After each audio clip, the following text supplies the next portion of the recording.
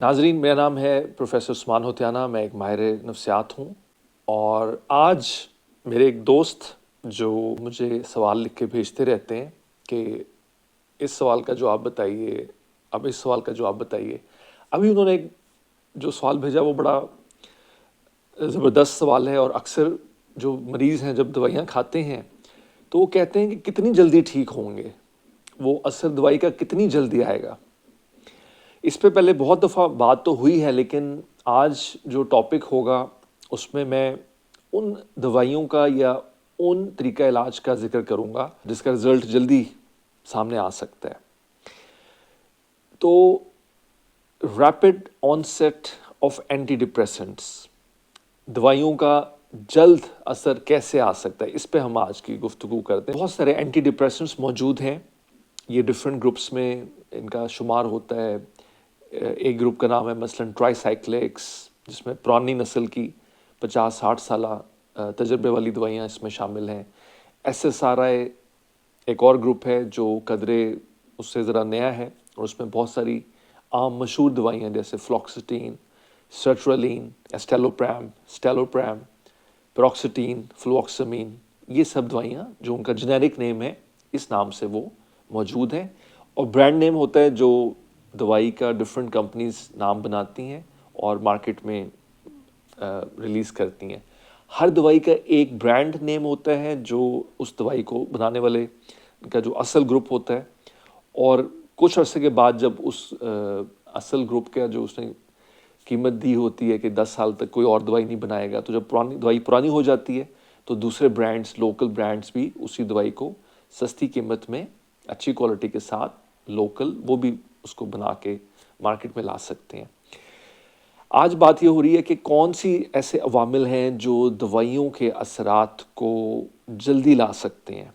तो इसमें बहुत सारी स्टडीज़ मौजूद हैं, बहुत सारी तरीक़ेकार की चीज़ें मौजूद हैं। हो सकता है कुछ आपके ज़ेरे इल्म भी हों। तो एक तो डिफरेंट एंटी डिप्रेसेंट्स के जो कॉम्बिनेशंस हैं उसके बारे में थोड़ी सी पहले बात करते हैं। एक कॉम्बिनेशन है ओलेंजापीन और फ्लॉक्सिटीन।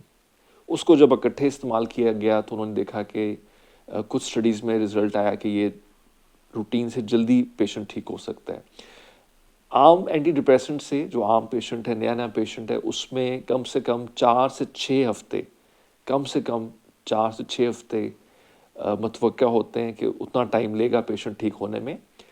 किसी मरीज़ को 2-4 हफ्तों में भी असर आ सकता है, किसी को 3-4 हफ्ते में भी आ सकता है, लेकिन हम रफली किसी भी दवाई को फेल या पास करने के लिए हम 4 से 6 हफ्ते का टाइम लेते हैं। हाँ, 2 हफ्ते में थोड़े से सिग्नल आना शुरू हो जाते हैं कि पेशेंट ठीक होने की तरफ जा भी रहा है या कई दफ़ा नहीं भी जाता, तो लेकिन हमें पेशेंट से आइडियली हर दवाई को एक ख़ास टाइम ज़रूर देना चाहिए। फिर कुछ और ट्रीटमेंट्स मौजूद हैं। मिसाल के तौर पे कुछ स्टडीज़ कहती हैं कि स्टेलोप्रैम का असर बाकी दवाइयों से जल्दी आ जाता है। अब आप ये बात भी ज़हन नशीन रखिए कि जो ट्रीटमेंट्स के जो ट्रायल्स कराए जाते हैं, जो टेस्ट किया जाता है, उसमें ये जो कंपनी ट्रायल कराती है तो उसमें कई दफ़ा उनका रिज़ल्ट आता है कि जी हमारी दवाई बेहतर है। इसलिए बहुत बड़े-बड़े ट्रायल्स ऐसे जो कि किसी कंपनी से जिसमें पैसे ना लगे हों, जो एक आम न्यूट्रल फोर्स ने या टीम ने या किसी रिसर्च टीम ने किया, उसको हम ज़्यादा खातिर में लाते हैं। ठीक है, तो मैं जो भी रिज़ल्ट बता रहा हूँ ये इसमें मिक्स चीज़ें मैं साथ साथ बताता जाऊँगा कौन से ट्रायल से चीज़ें हुई और फिर वो साबित ना हो सकी। जैसे ओलेंजापीन और फ्लॉक्सिटीन की बात हुई तो शुरू में इनमें लगा कि शायद जल्दी असर आ रहा है, लेकिन 4-5 हफ्ते गुजरने के बाद इनका भी रिज़ल्ट वैसा ही था जैसे दूसरे एंटी डिप्रेसेंट्स के साथ रिज़ल्ट आता है। यानी कि कुछ में असर जल्दी आ जाएगा, लेकिन जैसे ही 4-6 हफ्ते गुजरेंगे तो रिज़ल्ट बराबर लगेगा कि बराबर हो गया। स्टेलोप्रैम की बात कर ली। फिर स्टिमुलेंट्स, कुछ दवाइयाँ होती हैं स्टिमुलेंट्स, जैसे रिटलिन एक दवाई है, इसमें मिथाइलफेनिडेट एक कंपाउंड होता है। कई मरतबा हम एंटी डिप्रेसेंट्स के साथ जल्दी असर लाने के लिए इसको भी इस्तेमाल कर सकते हैं। कुछ और तरीका इलाज हैं दवाइयों के अलावा भी। मिसाल के तौर पे ECT एक जो बिजली या शुआएं लगाना है, थोड़ा सा करंट कनपट्टी के ऊपर मरीज़ को बेहोश करके 1-2 सेकंड के लिए सिर्फ गुजारा जाता है, और उससे क्या होता है कि पूरी ब्रेन की एक जितने भी न्यूरोट्रांसमीटर्स हैं جتنا بھی سسٹم ہے وہ ایک ریسیٹ ہو جاتا ہے. اس میں بالکل تکلیف نہیں ہوتی مریض کو, بڑے آرام سے طریقہ کار سے اس کو لٹا کے اس کے تمام بنیادی ٹیسٹ کر کے اس کی سیفٹی پروفائل دیکھ کے ایک اینستھیٹسٹ, بے ہوشی کا جو ٹرین ڈاکٹر ہوتا ہے وہ موجود ہوتا ہے, اور پھر ایک ٹرینڈ سائیکیٹرسٹ اس کو اس میڈیکل سپرویژن میں وہ کرنٹ پاس کرتا ہے. یہ کرنٹ ویسا نہیں ہے جیسے آپ نے سوئچ, جیسے پیچھے سوئچ نظر آ رہا ہے نا, تو اس میں آپ نے انگلیاں غلطی سے آ گئیں اور کرنٹ لگ گیا, ویسا بالکل نہیں ہے. یہ بالکل بہت لائٹ سی اماؤنٹ کا عام کرنٹ سے بہت کم نوعیت کا کرنٹ بالکل اس جگہ پہ لگایا جاتا ہے, اور وہ اس پہ ہم علیحدہ سے بھی بات کریں گے. تو یہ بڑا ایک سیف قسم کا میتھڈ ہے ان پیشنٹس کو جس میں بہت سیریس پیشنٹ ہو, جس میں ہارٹ کے اوپر کوئی مسئلہ ہو, کڈنی کے اوپر مسئلہ ہو, پریگننسی ہو, ایسی چیز ہو جس میں آپ باقی ٹریٹمنٹس کی بجائے آپ جلدی ٹریٹمنٹ کا رزلٹ چاہ رہے ہوں, تو ای سی ٹی اس میں بہت سیف ہے.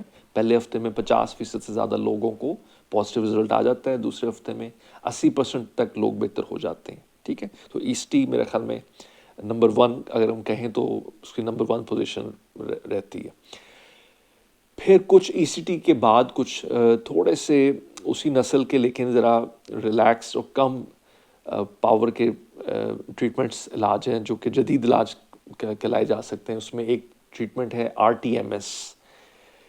تو اس میں کیا ہوتا ہے کہ ایک میگنیٹک سٹیمولیشن دماغ کے تھرو گزاری جاتی ہے. اس میگنیٹک سٹیمولیشن کے ذریعے بجائے کرنٹ کے وہ جو میگنیٹ وہ جو مشین اپلائی کی جاتی ہے اس سے برین کے جو خلیے ہیں ان کے جو موومنٹس ہیں ان کے اس کے اندر کوئی ایسا چینج آتا ہے کہ برین کا جو فنکشن ہے وہ ذرا بہتر ہو جاتا ہے.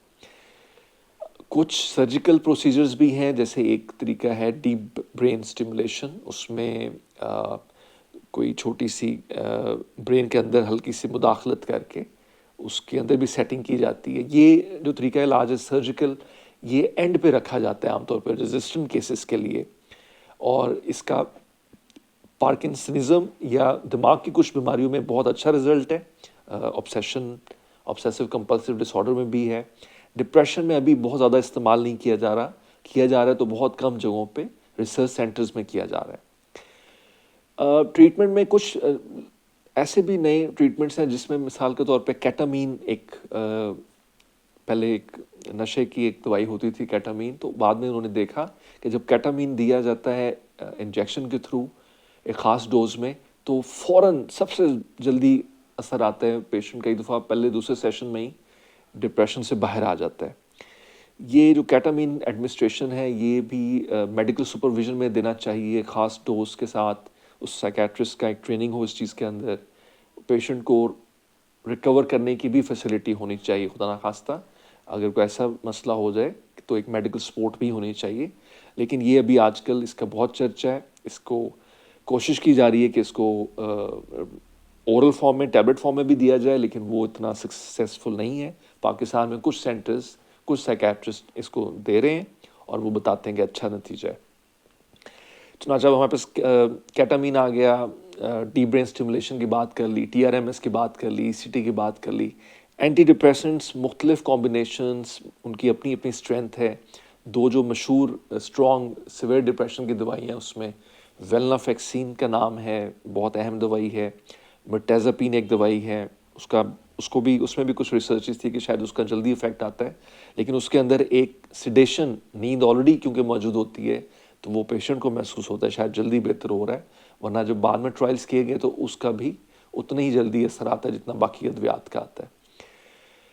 اسٹیمولنٹس کی بات کر لی. ٹرائی سائکلکس جو سب سے پرانا گروپ ہے, عام طور پہ ہم اسپتالوں میں ٹرائی سائکلکس کا زیادہ یوز کرتے ہیں. اس کی ریزن یہ ہے کہ ایک تو اس کے پیچھے 70-80 سال کا تجربہ ہے, اور دوسرا یہ کم قیمت ہوتی ہے, 3-4-5 روپے میں ایک گولی کاسٹ کرتی ہے, اور 5 روپے کے حساب سے 150-200 روپے میں ایک غریب انسان بھی اس کو افورڈ کر سکتا ہے. ٹھیک ہے. باقی دوائیاں, ادویات مہنگی ہیں, اس پہ ہم علیحدہ سے ایک ویڈیو بنائیں گے کہ تمام ادویات کی قیمت کیسے دیکھی جا سکتی ہے, یا کم برانڈ کی قیمت کیسے چوز کی جا سکتی ہے, یا جو آپ کے علاقے میں اویلیبل ہے وہ کیسے ڈھونڈا جا سکتا ہے. اس پہ ہم علیحدہ سے بات کریں گے. آج ہمارا جو ٹاپک ہے اس میں جس دوست نے یہ بات کی کہ ٹریٹمنٹ کا اثر کتنی جلدی آئے گا. تو جو نیا مریض ہوگا, فرسٹ اٹیک ہوگا کسی بھی ڈس آرڈر کا, ڈپریشن, انگزائٹی ڈس آرڈر, obsessive compulsive ڈس آرڈر, ان سب میں جو ٹریٹمنٹ کا وقت ہے وہ کم سے کم 4 سے 6 ہفتے ہیں. ہاں, اگر obsession ہے کسی میں, ڈپریشن پلس اس میں بہت شدید وہم بھی ہے, یا اس کی شخصیت ایسی ہے جو وہم والی ہے, اس میں ٹریٹمنٹ کا ڈیوریشن 6 سے 8 ہفتے ہو جائے گا.